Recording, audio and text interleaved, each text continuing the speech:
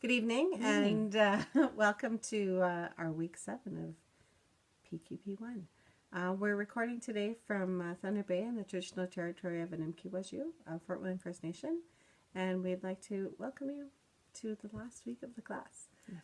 We will be sending you a video next week when we're done submitting all the final marks, and kind of wish you a happy summer. And just for an FYI, the course will remain open till June 26th. Well, we're aiming for the 19th. Oh, I'm sorry, June 19th. But if you need an extension, let us know personally, and we will see what we can do. We do have to have our marks in and completed no later than June 29th. So just so that everyone is aware that there will be absolutely that's when they go to the registrar. Right, so that you get your credit for PQP Part 1. Right, and it usually takes, between the time it gets to the university, goes to the registrar's office, and then it gets sent to the Ontario College of Teachers. That you should be on your transcript by the second week of August. Yeah. Usually it's about 6 weeks. And just an FYI, so lots of you in Part 1 are submitting or have already submitted your practicum proposal.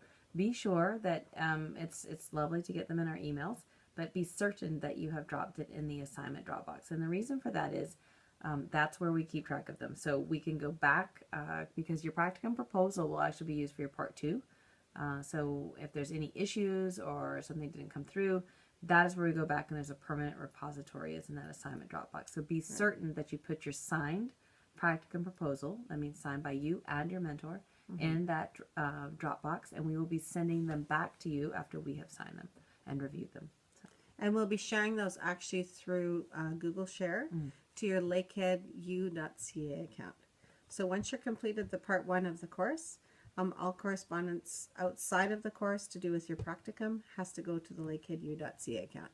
It gets lost in the course link. Denise and I won't be accessing course link until again in September. So if you were to send it through that course link email, we would likely miss it until then. So be certain that you either send us notes through Lakehead, our Lakehead U account, or our Lakehead Schools account. At absolute minute, actually everyone needs to submit that practical proposal signed into the assignment Dropbox. Okay. So we have had an interesting read for Part 6. For me, it's probably one of my favorite part, the instructional leader part of the job. And I know we have obviously a lot of management pieces in our job, and the safety piece and health and safety. But for me, it is all about student learning. And I think you might see my cat's head pop up pretty soon because she just hopped on. That's Pichu. Pichu. And so for really looking at the collaborative inquiry and thinking about what does that learning stance look like as a school leader, we got some really great feedback and some comments from all of you in that Module 6.2. And it was really nice to see how that flowed through as you were thinking about planning your PLC design. And I know from the work that we saw, several of you have had a lot of leadership experience or school level experience. I'm sorry, my cat's being terribly rude to you. School level experience or system experience around professional learning with your colleagues. And so, I mean, very high caliber PLC designs we were seeing coming in. Yes. And the videos, if you haven't already, I love this part. This is probably one of my favorite parts to read because for me it's a whole new world of, oh my gosh, I have like a little watch list now. Some of the different ones I had tagged. And the fact that you actually put those clips together around themes make them really useful for all of us. So if we know that we're working on something like, for instance, fractions, one person posted stuff on fractions, then you have really got that person's opinion on these are the top 3 videos that I would recommend to have a look at if you're going to be engaging in fractions work. So, I mean, that's a really nice repository. So if you haven't already, maybe think about either downloading that stuff or screenshotting it or creating a little Google file somewhere that you can pop it in. Much appreciated. Yeah. And then Module 7, we're moving into the accountability piece and change. And TPAs. And so for some of us, I just finished this 2 time, tips. and I just finished 4 this year. So for some of us, especially as myself moving into a new school, I am finishing TPAs at the end of the year. If you have been in a school for a few years, you're familiar with obviously the teachers' teaching practices, their professional learning practices, their collaboration pieces. Then you can start with an observation early in the year, and you can write those TPAs and finish them ahead of time. Coming in, and I'll just speak from experience, coming into a school new, I don't feel that it is a service that to just have the 2 observations and then suggest that I can talk explicitly about teachers' practice if I haven't seen them in action over a course of time. So I am writing very quickly the final summative reports for those TPAs. This is a really, don't miss the opportunity, just because things may be satisfactory, don't miss the opportunity at this point to comment on the places and really emphasize the areas for growth. This is one of those pushes we have available to us as admin to help teachers see where they can move forward in. And then we can also have that discussion in that summative report, that post-observation meeting, as to how we see them moving forward.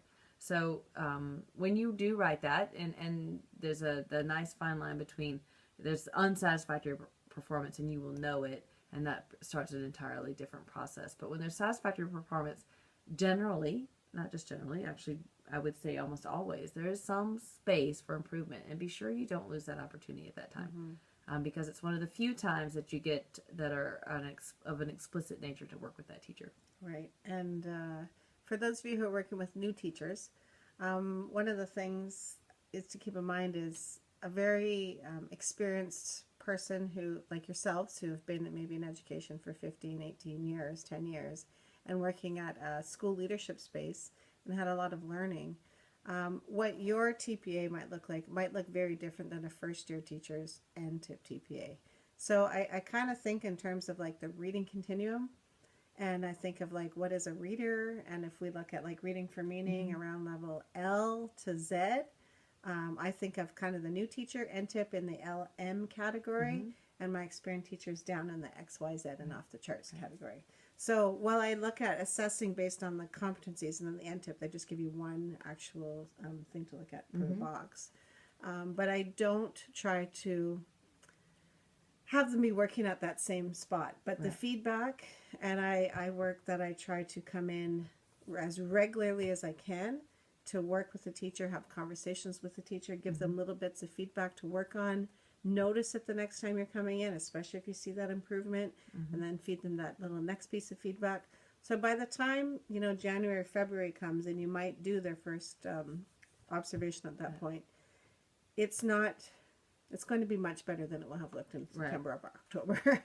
And in fairness to them, and in fairness to the fact that it is a tool for growth, you don't want to be coming in right at the beginning and saying, oh, this is horrible, you fail. Yeah. Because in reality, I think back to my first year, that would have been the case. So, I mean, there is that growth. And you will see that growth if you're giving good explicit feedback and support to them throughout the year. And having them connect with a really strong mentor who's not you, the principal, is also really a key space for that. So that is one of the little pieces. Now, the other piece is around employee discipline, investigation, grievance processes. This is a whole other side piece to this. So this is really about, to me, the operational side of doing your job competently. So, making sure that there's a day book so that you're following Ed Act and there's 3 days a day book sitting on that desk. Making sure that when it is time for duty, that is another thing. It's a non-negotiable item.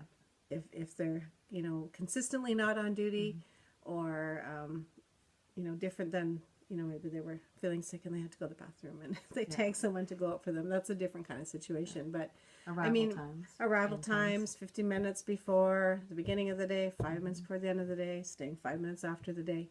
Those pieces that are in, I think it's 298. Yeah. Those are the kind of those non-negotiable pieces. So if you are running into a consistent kind of issues, this is where that discipline process comes into play. Different than the teacher performance space. Right. So just do some investigation on your own board policies around that. And it is I want to say a secure place, but it's a good place to start with helping people become more competent in their work life. Final assignment. Oh, yes. So when we first put this course together, we actually taught it face-to-face. And one of the things we did was actually put all our students through an interview, like a 45-minute interview for a principal job. And it was really based on questions we had and other principal colleagues around the region that we spoke with, saying, what are the questions that you get asked. Given that we have, obviously, an online environment now, One of the things that you have to usually put together into your package when you apply for a job is a personal philosophy of education. We've had several people in part 1 and part 2 who've said they've made it into the vice principal pool, so congratulations to those people, or they've just been assigned a new principalship. But usually the philosophy of education is one of those key things that have to go into your package. And you know what, the key to remember here, as we're giving feedback and looking through them, is that it needs to be tailored to the role in which you're going into. And your board.